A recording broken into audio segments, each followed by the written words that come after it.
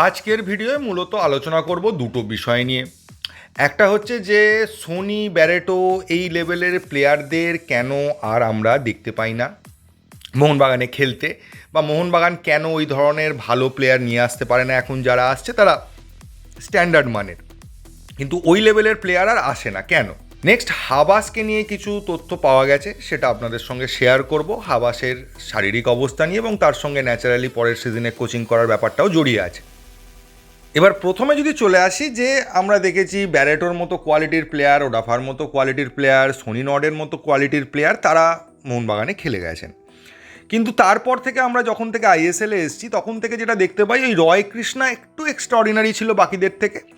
তাছাড়া যে প্লেয়াররা খেলে তারা কিন্তু মোটামুটি একটা অ্যাভারেজ প্লেয়ার বা মোর দ্যান অ্যাভারেজ বলা চলে, কিন্তু এক্সট্রাঅর্ডিনারি কাউকেই বলা যায় না। তা সেটা কেন হচ্ছে না, তার অনেকগুলো কারণ আছে। প্রথম যে কারণটা রয়েছে সেটা হচ্ছে যে তখনকার দিনে যখন ব্যারেটো সোনি এরা আসতো তখন কিন্তু এতটা ইন্টারনেটের যুগ বা অনলাইন যুগ ছিল না, যার ফলে আপনি যদি কোনো ভালো প্লেয়ারকে দেখতে পান তার সঙ্গে, মানে ধরুন আপনি ব্রাজিল গেলেন স্কাউটিং করতে, সেখানে একটা ভালো প্লেয়ারকে পেলেন, তার সঙ্গে কথাবার্তা বললেন, বা অন্য কোনো লিগ থেকে পেলেন তার সঙ্গে কথাবার্তা বললেন, বলে রাজি করিয়ে তার সঙ্গে আপনার কথাবার্তা হলো, রাজি করিয়ে তাকে নিয়ে চলে এলেন, বা তার এজেন্টের সঙ্গে কথা বলে তাকে নিয়ে এলেন। তো এখন ব্যাপারটা হচ্ছে অনলাইনের যুগে সবাই না এই ভিডিওগুলো দেখতে পাচ্ছে, এবং এজেন্টদের ব্যাপার আছে। এজেন্টরা সেই ভিডিওগুলো নিয়ে গিয়ে ইউরোপের বিভিন্ন ক্লাবে দেখাচ্ছে। তারা উঠতি ভালো প্লেয়ারদেরকে বিভিন্ন বড় বড় দেশে বেচার চেষ্টা করছে, কারণ তারা কমিশন পাবে, তাদেরও এটাই কাজ, এটাই তাদের ইন্টারেস্ট। যার ফলে কেউ একটু ভালো খেললে সেটা খবর হয়ে গেলে সেই প্লেয়ারকে আর সাধারণ দেশগুলোর, মানে আমাদের ভারতের মতো দেশের পাওয়ার চান্সটা অনেকটা কমে যাচ্ছে। এবার আপনারা বলবেন তার মধ্যেও কি অন্যান্য টিমগুলো ভালো প্লেয়ার নিয়ে আসছে না? আসছে, আসছে না তা নয়, আসছে, কিন্তু ম্যাক্সিমাম ক্ষেত্রেই দেখা যায় যে বয়সটা একটা ফ্যাক্টর হয়ে যাচ্ছে। ভালো প্লেয়াররা একটা বয়সের পর টাকার জন্য ইন্ডিয়াতে খেলতে চাইছে, তার আগে খেলতে চাইছে না, কারণ তারা আশা করে থাকছে যে ইউরোপের কোনো বড় ক্লাবে খেলবে, এবং ইউরোপের কোনো বড় ক্লাবে খেললে ন্যাশনাল টিমে চান্স পাওয়াটা ইজি হবে। ভারতে খেললে জেনারেলি ন্যাশনাল টিমে চান্স পাওয়া ক্ষেত্রে আলাদা কিছু অ্যাডভান্টেজ তাদেরকে দেবে না। আজকে জেমি ম্যাকলারেনের কথা বললেও ও কিন্তু কেরিয়ারের বেশ সময়টা অস্ট্রেলিয়াতে কাটিয়ে তারপর আসছে, যদি আসে, এখনও কনফার্ম নয়, যদি আসে তাহলে বেশ সময়টা কাটিয়ে আসছে। তো আমরা সেই ধরনের প্লেয়ার পাচ্ছি, এবং কোয়ালিটি খুব হাই হলে তারা এই ধরনের লিগেও যথেষ্ট ভালো খেলে দেয়। এবার আরও একটা প্রবলেম হচ্ছে, আরও একটা প্রবলেম বা সেকেন্ড প্রবলেম বলতে পারেন, সেটা হচ্ছে এখন ভিডিও অ্যানালিস্টের যুগ। একটা প্লেয়ার খুব ভালো খেললো, একটা ম্যাচে 3-4 জনকে কাটিয়ে গোল করে দিল, তারপরে কিন্তু ভিডিও অ্যানালিস্টরা তাদের ভিডিওকে বারবার দেখে তাদের কোন জায়গায় প্রবলেম আছে, বা প্রত্যেকটা মুভে সে ডান দিকে কাটানোর চেষ্টা করে না বাঁ দিকে বেশি কাটানোর চেষ্টা করে, সামনে থেকে ব্লক করলে তার মুভটা কী হয়, সাইড দিয়ে তাকে চেস করলে তার মুভটা কী হয়, এগুলো প্রত্যেকটা ভিডিও অ্যানালিস্টরা না অ্যানালাইজ করে করে প্রত্যেকটা প্লেয়ারদের জানিয়ে দেয়। যে প্লেয়াররা ওকে মার্ক করবে, যে অপোনেন্ট হিসেবে সে যখনই থাকবে তখনই তাদের টিমের প্রত্যেকটা প্লেয়ারকে বলা থাকে এর ক্ষেত্রে এরকম করবে, ওর ক্ষেত্রে ওরকম করবে। ফলে প্লেয়ারদের খেলাটাও অনেক শক্ত হয়ে গেছে, ওপেনভাবে খেলা যায় না, যার ফলে অনেক ক্ষেত্রে অনেক ভালো প্লেয়ার, অনেক স্কিলফুল প্লেয়ার হলেও তারা আটকে যায় এই ভিডিও অ্যানালিস্টের যুগে, কারণ অপোনেন্টরা তার মুভগুলো জেনে যায়। এখানে সাকসেস হয় সেই ধরনের প্লেয়ার, আজকে যদি লিওনেল মেসির কথাই বলি, তিনি এখন সবথেকে বড় প্লেয়ার, তাই তাকে দিয়েই বলছি। লিওনেল মেসি কিন্তু কন্টিনিউয়াস একভাবে কাটায় না, একই মুভে পাস দিয়ে যখন কেউ তাকে চেস করছে, কখনো সে একরকমভাবে কাটায়, কখনো সে আর একরকমভাবে কাটায়, কখনো সে দাঁড়িয়ে যায়, কখনো দাঁড়িয়ে গিয়ে আবার ছুটতে শুরু করে দেয়।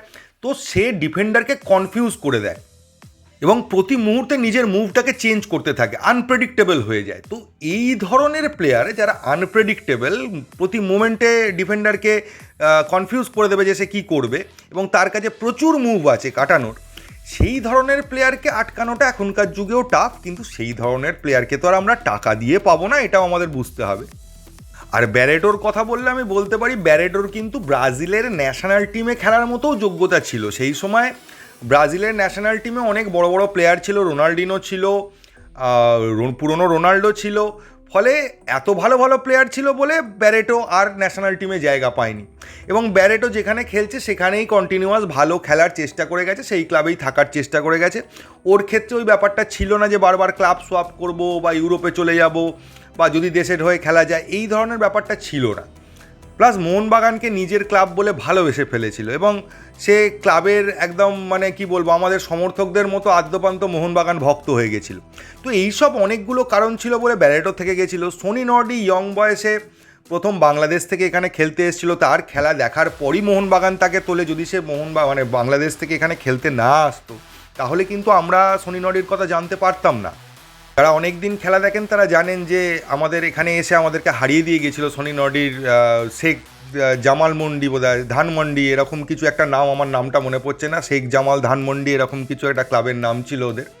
ওই ক্লাব থেকে এসে ও কিন্তু এখানে নজর কাড়ে, তখন মোহনবাগান ম্যানেজমেন্ট ওকে তুলে নেয়। এখন অনেকে রবসান রবিনোর কথা বলছেন, রবসান রবিনোকেও মোহনবাগান চাইলে তুলে নিতে পারতো, কিন্তু রবসান রবিনোর প্রবলেমটা অন্য জায়গায় রয়েছে। রবসান রবিনো বাংলাদেশ ছেড়ে অন্য কোথাও খেলবে না, কারণ ও বাংলাদেশে ন্যাশনাল টিমে খেলার মানে যা যা ক্রাইটেরিয়া প্রায় ফুলফিল করে দিয়েছে। ওর ইচ্ছে হচ্ছে বাংলাদেশের ন্যাশনাল টিম হয়ে খেলা এবং বাংলাদেশের ন্যাশনাল লেজেন্ড হয়ে যাওয়া, কারণ ও ন্যাচারালি বাংলাদেশের ন্যাশনাল টিমের হয়ে খেললে ওর খেলাটা আর 5 জনের থেকে অনেক আলাদা হবে। এইসব অনেক কারণের জন্যই কিন্তু আলটিমেটলি আমরা ওই লেভেলের, যে লেভেলের প্লেয়ার চাইছি সেই লেভেলের প্লেয়ার পাচ্ছি না। তারপরেও আমি এটা বলবো যে খুঁজলে কিন্তু পাওয়া যায়। এখন ম্যানেজমেন্ট রিস্ক নিতে চাইছে না যে আমি খুঁজবো, খুঁজে মনে হলো যে না এই প্লেয়ারটা ভালো খেলবে, তাকে নিয়ে এলাম, তারপর আর সে দাঁড়াতে পারলো না, তখন আমার পুরো টাকা যাবে এবং সিজনটাই ভোগে চলে যাবে। তো এই সমস্ত অনেকগুলো কারণ মিলিয়েই আর ম্যানেজমেন্টও রিস্ক নিচ্ছে না, ফলে ওই ধরনের প্লেয়ার আসার চান্সটাও কমে যাচ্ছে। প্লাস একটা ব্যাপার হচ্ছে সেটা হচ্ছে আরও একটা কারণ, সেটা হচ্ছে যে মোহনবাগান ম্যানেজমেন্ট তাদের একটা রোড ম্যাপ ঠিক করে ফেলেছে যে তারা এই স্টাইলে খেলবে, এই ধরনের ফুটবল খেলবে বা এইভাবে এগিয়ে যাবে 5 বছরের একটা পরিকল্পনা নিয়ে। সেই পরিকল্পনায় ম্যাক্সিমাম অস্ট্রেলিয়ান প্লেয়াররাই ফিট হচ্ছে অ্যাকর্ডিং টু ম্যানেজমেন্ট, আমার কথা নয়, ম্যানেজমেন্টের কথা অনুযায়ী যে তাদের সেই প্ল্যানের মধ্যে অস্ট্রেলিয়ান প্লেয়াররা বেশি ফিট করছে যে ধরনের তারা খেলতে চাইছে। তো সেই কারণে কিছুটা অস্ট্রেলিয়ান বা এ লিগের প্লেয়ারদের দিকে নজর দিচ্ছে, আর এ লিগের যে ধরনের স্টাইল সেই স্টাইলটাই মোহনবাগান ফলো করতে চাইছে। ফলে এটাও ঘটনা যে আগেকার দিনে যে সমস্ত প্লেয়াররা এখানে যেভাবে খেলতো, এখনকার দিনে ভিডিও অ্যানালিস্টের যুগে সেই ধরনের খেলাটা সম্ভব নয়। অনেক, আমি নাম বলছি না, একজন বিখ্যাত মানের ফুটবলার বলেছিলেন যে অনেকেই শুনি বলে যে আমাদের সময় এরকম খেলতো ওরকম খেলতো, ব্যাপারটা তা নয়। এখনকার যুগে খেলাটা অনেকটাই টাফ হয়ে গেছে, খেলাটা তখনকার দিনে কিছুটা ইজিই ছিল। তিনি একজন বিশ্ববিখ্যাত লোক আর কি, মানে আমাদের ভারতীয় ফুটবলের একজন বিখ্যাত লোক এবং বিশ্ববিখ্যাত বলা চলে, তিনি বলেছিলেন কথাটা। তো কেউ কেউ বলে, তিনি বলছেন যে আমরা এই করেছি তাই করেছি, কিন্তু এখন ব্যাপারটা তা নয়, এখন খেলা অনেক শক্ত, তো এখন ওইরকমভাবে খেলা যায় না। তখন কসমোসে পেলেকে শুধু কসমোসকে আটকে দেওয়া হয়েছিল, এখন যদি ব্রাজিলের কোনো ভালো ক্লাবের সঙ্গে মোহনবাগানের খেলা হয় কতগুলো গোল খাবে সেটা গুনেও শেষ করা যাবে না। তো ব্যাপারটা এই জায়গায় চলে এসছে। সেটা শুধুমাত্র প্লেয়ারদের খেলার অবনতি হয়েছে এটা বলবো না, খেলাটা অনেক অ্যাডভান্স হয়ে গেছে, খেলাটা অনেক শক্ত হয়ে গেছে, অনেক টেকনোলজি নির্ভর হয়ে গেছে, ফলে খেলার ধরন পাল্টে গেছে। এবার অ্যান্টোনিও লোপেজ হাবাসকে নিয়ে যে খবরটা পাওয়া গেছে সেটাতে আসি। সেটা হচ্ছে যে অ্যান্টোনিও লোপেজ হাবাসের একটা মেডিকেল টেস্টের ব্যাপার আছে। সেই মেডিকেল টেস্টে ডাক্তার রিপোর্ট দেবেন যে তার অ্যাকচুয়ালি শরীরের অবস্থাটা কীরকম, বা আগামী সিজনে বা আগামী বছর তাকে কতবার চেক আপ করাতে হবে, তার শরীরে কী কী প্রবলেম হতে পারে, নাকি তিনি আপাতত তার কোনো প্রবলেম নেই, সব কিছুই ডাক্তার চেক করে বলবেন। এবং ডাক্তারের রিপোর্টের ওপরই যতদূর খবর পাচ্ছি দাঁড়িয়ে আছে যে হাবাসের ডিসিশানটা, যে হাবাস কী করবেন সেটা, মানে কোচ থাকবেন নাকি টিডি হিসেবে থেকে যাবেন, নতুন কোচ আসবে কিনা, সবটাই ডিপেন্ড করে আছে ডাক্তারের একটা রিপোর্টের ওপর। এবং সেই রিপোর্টটা এখানকার ডাক্তার দেবে না স্পেনের ডাক্তার দেবে সে সম্পর্কে আমার কিন্তু ধারণা নেই। আমি যতটুকু জানতে পেরেছি আপনাদের ততটুকুই বললাম। রিপোর্ট ঠিক থাকলে হাবাস এখানে আবার কোচিং করাবেন, আর রিপোর্ট ঠিক না থাকলে হাবাস আর কোচিং করাতে পারবেন না। হাবাসের প্রবলেমটা ওই শারীরিক নিয়েই, আর কোনো প্রবলেম নেই। তো এই ছিল মোটামুটি। আর ট্রান্সফার আপডেট নতুন কিছু নেই, মার্কেটে যে সমস্ত নাম শুনছেন সবাই বলছে এই প্লেয়ারকে আনলে ভালো হয়, কেউ কোনো প্লেয়ারের নাম বলছে না এই মুহূর্তে, কারণ সত্যিই মার্কেটে নতুন কোনো প্লেয়ারের নাম নেই। মোহনবাগান ম্যানেজমেন্ট যা করছে খুব গোপনীয়তার সাথে করছে, কেউ কোনো খবর পাচ্ছে না। তাই জন্যই বিভিন্ন জায়গায় নতুন কোন প্লেয়ারকে আনলে বেটার হয় বা কে আসতে পারে, এই প্লেয়ার মোহনবাগানে এলে খুব ভালো হয়, এরকম আলোচনাই চলছে। তো এই ভিডিওতে এইটুকুই। যদি ভিডিওটা ভালো লাগে প্লিজ চ্যানেলটাকে সাবস্ক্রাইব করবেন। থ্যাংক ইউ, ধন্যবাদ এবং জয় মোহনবাগান।